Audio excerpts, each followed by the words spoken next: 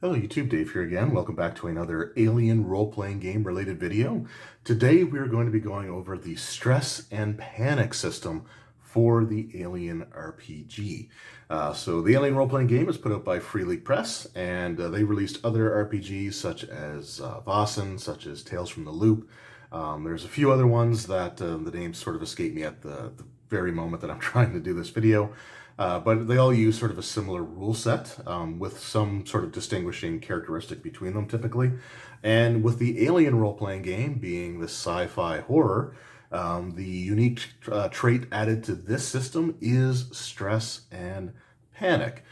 So stress is something where, we're subjected to certain stimuli. We'll say for now, I'll go over the list here in a moment. Each time one of those happens, you increase your stress level. Your stress level is indicated on your character sheet. We have it here, and they're just basically boxes that you can check in or shade in as you develop stress. I touched on the stress system a little bit in the last video going over skill checks because pushing a skill roll increased your stress level by 1 before you re-rolled any dice from your pool that had failed. So today we're actually going to go over how to do the stress checks, or how to roll the stress dice, what they mean, and what happens if you roll a 1, or in this case, a little teeny tiny face hugger, if you roll that on your stress dice. So the one thing with the Alien role-playing game is where we do have stress dice, it is important to have 2 different sets of dice that you can easily distinguish from one another.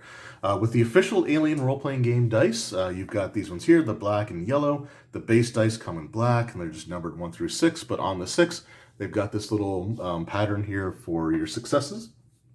And with the yellow dice, we have the same thing. They're numbered 1 through 6. 6 has the success on there, meaning that stress dice can add opportunities for you to succeed on your skill rolls, which is good, but they also have the aforementioned facehugger, which is something where you can start to panic because, stress is something that can eventually overtake you. So while it's good that it gives you an extra chance to succeed, it's definitely a risk reward because of this. So the worse the higher your stress levels are, the worse effects that you can get when you panic, to the point where it can completely negate the skill roll that you had made, even if you rolled successes. There's all kinds of other things that can happen. So we're gonna dive right into it here. For this video, I am using the Alien Core rulebook. However, the stress system, mechanics for it and everything are also described in the starter set because the starter set rulebook is also meant to be standalone. So if that's all you have, you can still find the exact same charts and explanations in that book as well. But in the Alien role-playing game core rulebook, we are going to turn to page 103 because that is where our stress and panic information begins.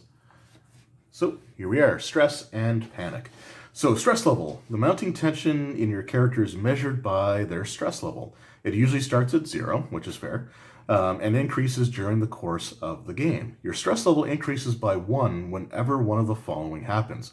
So, as we discussed in the last video, if you push a skill roll, it's going to increase your stress level by 1.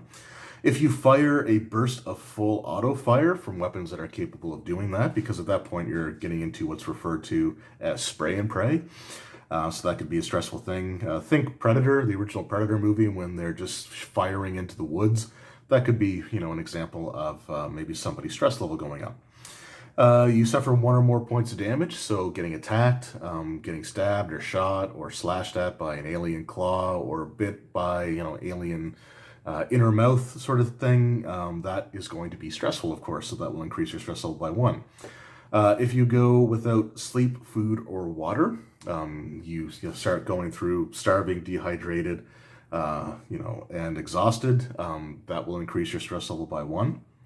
If you perform a coup de grace, so we're going to talk about that, I think, probably in the combat video, but basically in the Alien role-playing game, finishing someone off when they're down isn't as easy or consequence-free as it would be in something like, Dungeons and Dragons, for example. So it's not quite that simple, and it can actually lead to, a bit of stress. If you have a scientist in your group, and they fail to use the analysis talent, it can increase your stress level by 1. So the last thing you want, the brainiac in the party that's, that lives for bizarre situations or alien life forms or something, and they go to analyze something, and they get, they come back and say, I have no idea. That could be kind of scary as well. A member of your own crew attacks you. A person nearby is revealed to be an android. Or you encounter certain creatures or locations as determined by the scenario or the game master, or game mother in the case of the alien role-playing game. So certain situations, for example, seeing a chest burster explode for the first time as it's coming out, that can lead to a stress situation. Encountering a xenomorph for the first time. There's a lot of things like that that will lead to it. Gaining stress dice. So whenever you make a skill roll, you must add a number of stress dice, which we've talked about here. In this case, it's the ones with the happy little face hugger symbol on them. We can find it there. There we go. So you add a number of stress dice equal to your current stress level. So every time one of these events occurs, they said you track it on your character sheet, and then you add however many checks you have, or however many shaded in boxes you have, you add that number of dice to your pool. Your stress makes you more focused, increasing your chance to succeed. However, there's a flip side to this. If you roll one or more of the facehugger symbols on your stress dice, you must make a panic roll. So, moving on, let's just show an example of how it looks first before we get into the panic and everything. So we've got Jack Harris here. He has 1 point of stress because he pushed a skill check in the last video. So today we are going to make an observation roll with Jack here. So to do that, again, we just consult our character sheet. So he's got a 5 for wits and a 3 for observation. So there's 3 for observation, and then 5 for his wits attribute. But he has 1 level of stress, so we take a stress die. So it is important, like I said, the idea is that you're supposed to be rolling these all at the same time. So while you could roll your base dice first and then pick them back up and just roll whatever number of stress die you have, it just flows better if you do them all at the same time. So if you're not using the official dice, which you can get if you pick up the starter set, or you can purchase them separately, just make sure you can determine your D6s apart. They could be like solid colors versus ones with patterns, or like speckled or swirl patterns. They could be, ones that are solid, again, in appearance, and ones that are translucent. D6s that have pips on them versus ones that have numbers, ones that are primary color, or, just a single color versus ones that have, a different color to it. However you want to track it, just make sure that you can distinguish the two automatically at a quick glance. So we're going to make our observation check with our 1 stress die here. And well, that works out pretty well actually, because we have a stress that we rolled. We also rolled some successes, so that's good. So let's just kind of move these up here, and we'll just move that over there as well. You don't necessarily need to track these, but we're just going to keep them there as something we can reference once we get through. So we made our observation check, but we rolled a panic. So that means we move on to our panic roll. Let's just see if I can zoom in just a little bit here. So the panic roll, as long as you keep your stress in check, you can use it to your advantage, but if the tension grows too strong, it can explode, sending you into a wild panic. So you need to make a panic roll when any of the following happens. So the first one is the one that we got. So it says here, you roll 1 or more facehugger symbols, or panic symbols, on your stress dice in a skill roll. If this happens, you cannot push the roll. So let's just say I failed that, but rolled a panic. Normally you can push a skill roll, but if you roll a panic, you cannot push a skill. So you fail, or you can't roll for extra successes if you wanted to. So that is something to keep in mind, that even if you still succeed, or whatever, if you panic on a roll, you cannot push it. So instead you roll for panic, you witness a friendly character suffering from a certain panic effect. So that's based on the chart that we're going to get to in a moment. You are pinned down by a ranged attack, which is a stunt that you can do with ranged weapons, which we're going to talk about when we do the combat video, which will be the next one. You suffer a critical injury, so your hit points are reduced to 0, and that's where you roll for a critical injury. So that can cause you to panic as well. You're attacked by a strange alien creature. Actually, you can suffer a critical injury without being reduced to 0, but that's something we'll talk about in the other video. So that's more likely when you're going to make the panic roll. You're attacked by a strange alien creature that you've never seen before, or a truly horrifying event occurs as determined by the scenario or the game mother. So the resolution is you just roll a single 6-sided die, and then you add whatever your current stress level is. So for Mr. Jack Harris here, his current stress level is only 1. So what we're going to do is we're going to roll a d6, we're going to add 1, and that will determine what our stress effect is, or panic effect is. So we rolled a 1, which means we got a result of 2. So I'm just going to bring over the panic roll chart here. So, as you can see, it's numbered 1 through 6, and then we've got 7, 8, 9, 10, 11, 12, 13, 14, and 15 plus. I will, just so you know, basically, any result of like 1 through 9, your successes still count if you rolled any. So you suffer some sort of effect from the panic, or not. Well, like I said, we'll get to that in a moment. But you still ultimately, if you rolled any successes on that skill check, so like I said, we rolled 3 of them here, they would still be available to you, and you can still use any stunts that you have with leftover points. So that is something that is important to keep in mind. If you roll a 10, 11, or 12, it actually negates any successes. So if we had that same scenario where we had 1 panic but 3 successes, those 3 successes no longer mean anything because of the level of panic that we had. So again, something else to keep in mind.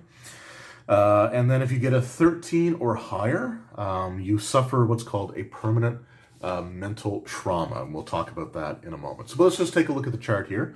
So a result of 1 through 6 says you keep it together, you manage to keep your nerves in check, but barely. So you don't suffer any negative effects.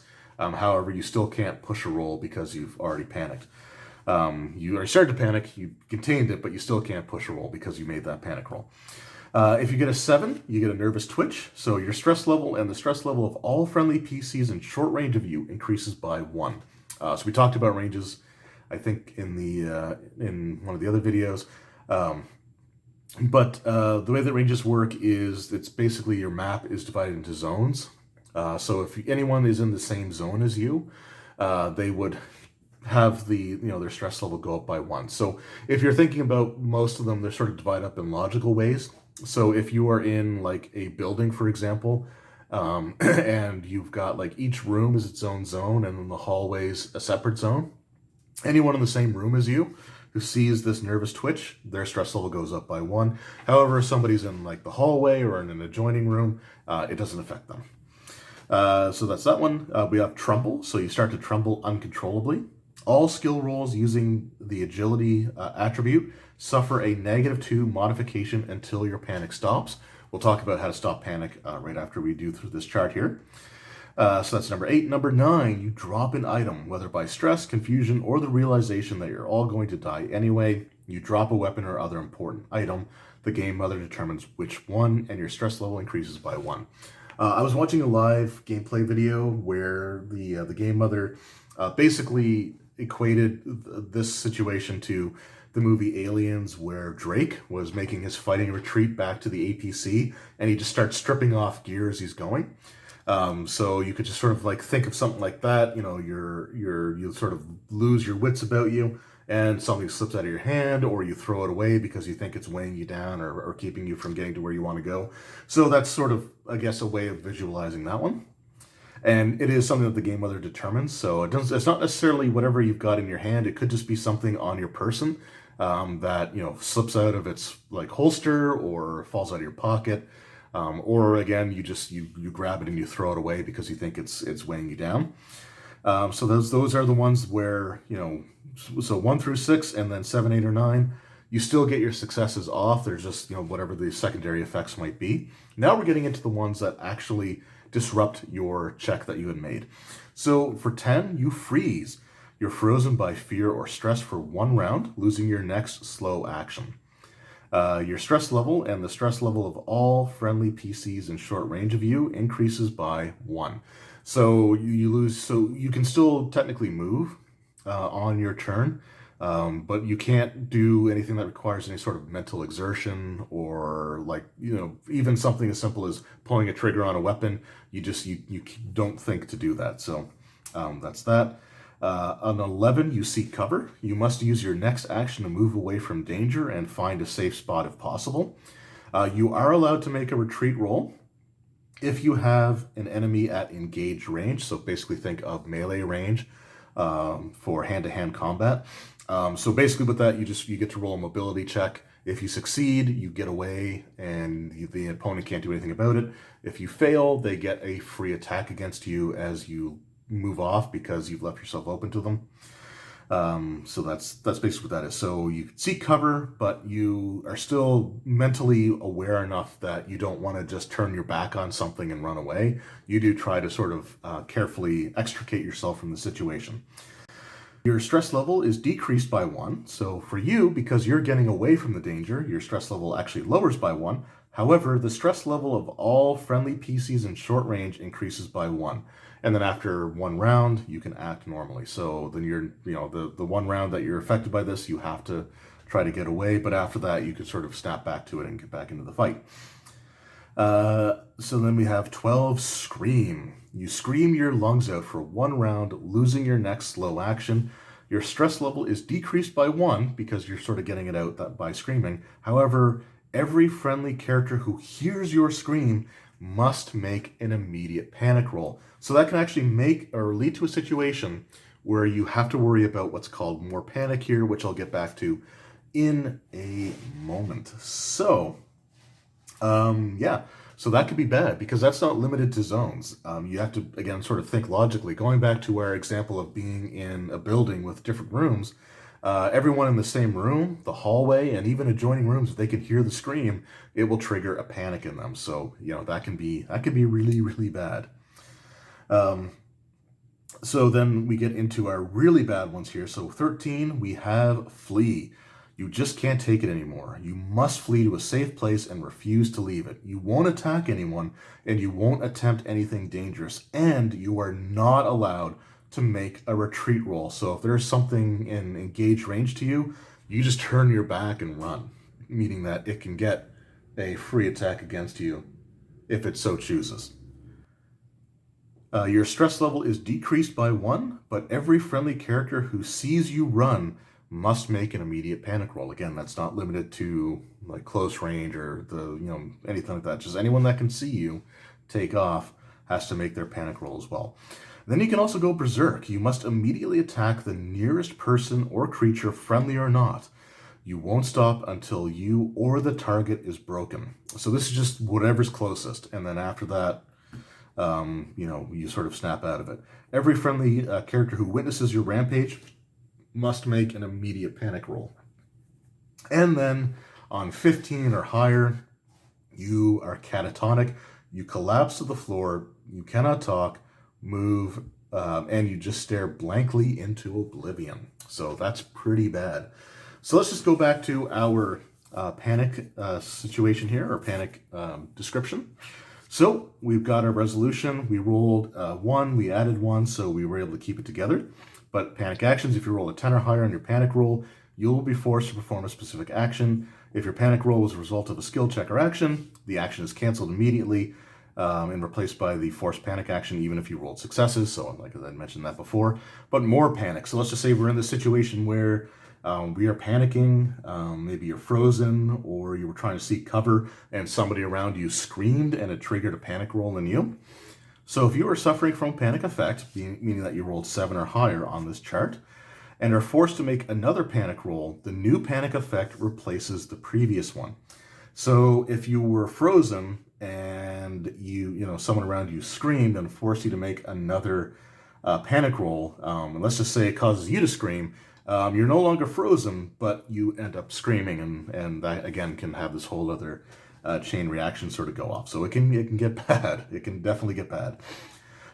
So if you are forced to make a second panic roll while you're already suffering from panic effect and you roll less than what you were originally panicking from or what your original result was, you don't take the lesser result. Instead, you take your original result and just move one up. So if we were frozen and somebody screamed and it caused us to panic again, but we would have rolled like 7, 8, or 9, for example, you don't get to take those, or you don't even get a 1 through 6. If you rolled anything less than your current one that you were suffering from, you would just move on to the next one. So if we were frozen and we had to do another one and we rolled less than 10, we just move up to 11 and then we go through the option to seek cover. All right, and then we also have what's called Overkill. So this is a talent that I believe the Colonial Marines get, and maybe maybe other characters can take it as a general one. But what Overkill basically does is it allows you to replace the effect of a panic roll result of 11 or higher by the Overkill effect. So with the Overkill effect, if you have any enemies in sight, when triggering Overkill, you must immediately attack your enemies, and you will not stop until you or all of the enemies in sight are broken, or basically reduces your hit points. Also, all other PCs in short range of you must make an immediate panic roll. So again, looking back at Aliens, when you had Hudson in the infamous red motion tracker room where they were in the ceilings, where he just starts shooting at everything around him until he's grabbed and dragged under. You could consider that that was him under the effects of Overkill. So let's just move on next to stopping a panic. So there's a couple other things we got to look at here. But so stopping a panic. So some effects on the panic roll are immediate or last for 1 round, but others remain in effect until one of the following happens. So for example, you're trembling. That stays until like that -2 to all agility skills. That stays in effect until your panic stops. So to stop that, the following will do that. So another character comes to your aid and makes a command roll. So command is just a skill check, which is based off of your empathy. So empathy plus command, and they make that roll. If they get a success, then that can stop you from panicking. This counts as a slow action, so if it's done in a combat situation, then you just have to, that takes basically your major action for that round. If you are broken, you stop panicking because now you're basically dying or unconscious or otherwise incapacitated. Or 1 turn passes. So a turn in this game is 5 to 10 minutes. So 5 to 10 minutes go by and you don't have to worry about making other panic rolls. Then you can you can basically stop whatever the panic was that you were under. We're going to get to relieving stress in a moment, but I do want to talk a little bit about permanent mental trauma. So if you roll a 13 or higher on this chart, you also suffer a permanent or the chance for a permanent mental trauma. So what you do is you must make an empathy roll. So empathy is an attribute, so you don't get to add anything to it. You just roll the base dice for your attribute stat. There's no skill you add to it. It's just that. And you roll the attribute only, not using any skill. If your roll succeeds, you develop a permanent mental trauma of some kind. So basically your brain isn't able to shut out what happened. So it causes you to suffer from a permanent mental trauma. And then what happens is you roll a d6 and you consult the chart. That's just a couple pages back. So permanent mental traumas. We have our 6 effects here. So the first one, phobia. You are terrified by something related to what caused you to panic. The game mother determines what this is. Your stress level increases by 1 when within short range of the object of your phobia. If you stay close to it for more than a single round, you immediately make a panic roll. So that could be bad. Alcoholism. So you must drink alcohol every shift, which is 5 to 10 hours, or your stress level increases by 1, and you cannot relieve stress, which we're going to talk about in a moment, without drinking alcohol. So that could be bad. You can suffer nightmares, so make an empathy roll whenever you sleep. If the roll succeeds, you have a horrible nightmare and your stress level increases by 1. You cannot relieve stress for a full day after having such a nightmare. So think in Aliens, when Ripley was having those nightmares, that was basically the result of a permanent mental trauma. Number 4, depression. You are prone to episodes of depression and moodiness. Every day, make an empathy roll. If you fail, you're having a bad day. Your stress level increases by 1, and you cannot relieve stress until the next day. Number 5 is drug use. So you must use some form of recreational drug every shift, or your stress level increases by 1. You cannot relieve stress without consuming your drug of choice. And then you have number 6, amnesia. Your memory is a blank slate. You can no longer recall who you or other characters are. The effect should be role-played. So we've got those situations going on there. So let's just go back to our handy-dandy section here on panics. So the last thing we're going to talk about here is how to relieve stress. So stress can build up over the course of a game, course of, like a scenario or session, or like over the course of the campaign sort of thing. But you don't want to have it like overtake everything. Like you want there to be opportunities for like the stress levels to raise and lower, because if they just keep going up and up and up and up, then that may feel a little overwhelming to the character or the players. So there are things built into the system that can allow you to drop those stress levels, including some of the different panics that you can roll. I will actually reduce your stress level, although they're not too great for everybody else's.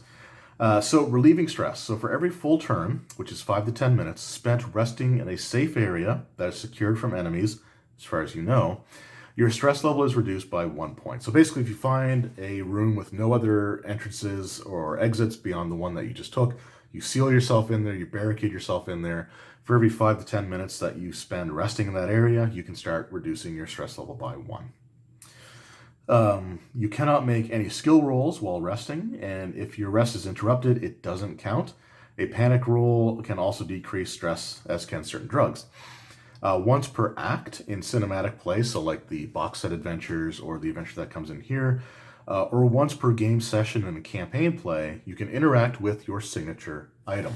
So, for example, Mr. Jack Harris's signature item is a photo of a former loved one. So it could be like a wife, could be a brother, sister, child, niece, whatever, niece, nephew. But they just have a picture of someone that means a lot to them. And once per act in a cinematic scenario, or once per game session in campaign play, I can just look at that picture and use it to reduce my stress level by 1, which typically requires a slow action. But it's quicker to do it that way than to wait 5 to 10 minutes. There are some things that can also prevent you from being able to relieve stress, such as starving or freezing or things like that, or drug dependency or alcohol use.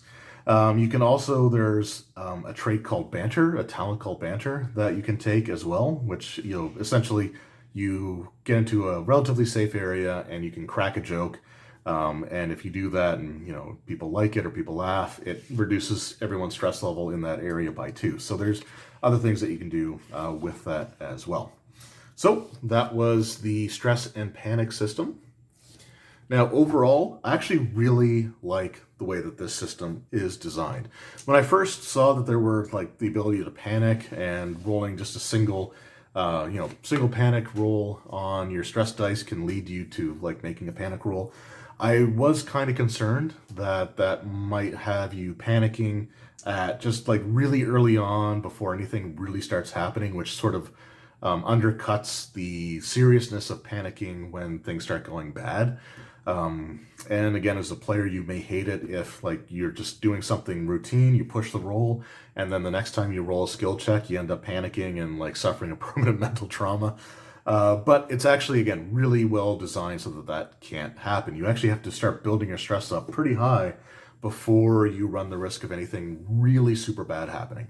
So for example, for your skill check to be considered a failure because of the result of a panic, you have to get 10 or higher. And remember, you're rolling a d6 and adding whatever your stress level is.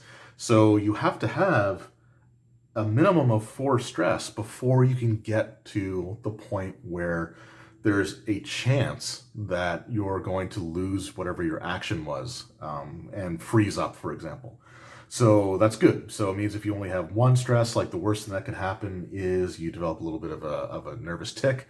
It's just, I think they did a really good job, sort of pacing that out. So again, and with 4 stress, there's only, you know, a 1 in 6 chance that you're going to roll that maximum number and have the worst possible effect take place. So you're really more realistically looking at needing, you know, 7 stress or more before there's a really good chance of you having the worst sort of things happen.